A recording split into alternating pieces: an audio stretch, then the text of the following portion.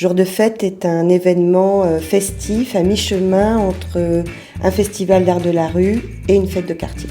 Avec les deux compagnies que sont Balles Perdues et Toile Cirée, l'idée était de monter un festival, une rencontre avec le public de la cité et d'investir les espaces qui sont des espaces du quotidien qu'on souhaitait transformer en espaces de spectacle.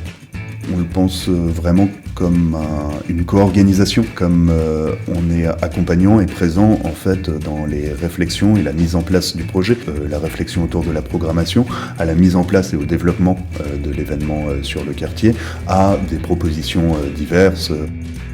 Sans leur présence, nous ne pourrions pas organiser un tel festival avec cette ampleur et avec ce savoir-faire. La MJC Ancelis, il y a 4 axes de développement, en tous les cas qui la caractérisent, et Jour de fête est un des axes qui est acté dans le projet de la maison, très fort parce que c'est un endroit de lien social.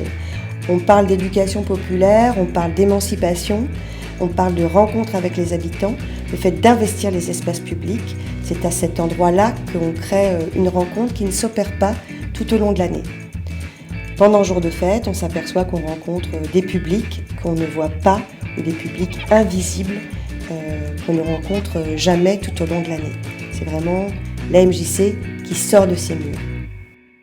Donc Jour de fête, c'est 14 compagnies et artistes qui sont programmés et 5 ateliers de médiation culturelle.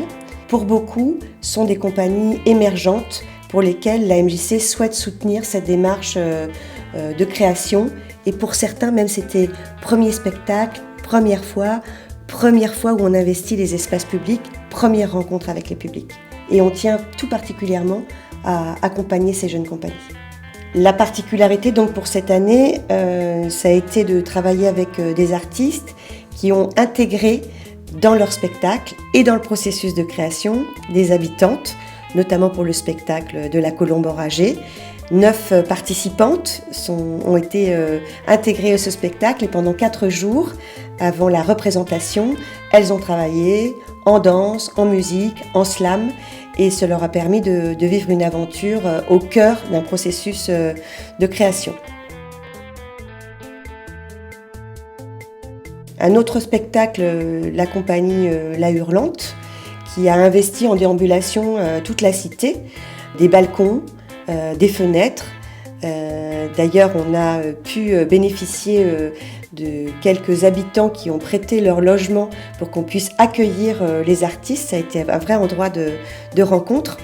Et le fait de déambuler dans la cité, il y a une vraie participation de l'ensemble des habitants et une valorisation aussi du patrimoine qui, au passage, a été classé comme cité remarquable du XXIe siècle. Et ça contribue, l'action artistique, à valoriser aussi un territoire. Notre action, elle va en effet au-delà de juste un one-shot pour un spectacle. L'action, c'est aussi comment on crée du lien social, on l'a dit, mais du coup, comment on invite les habitants, les habitantes, les adhérents à s'inscrire aussi dans un projet plus global qui est une démarche artistique.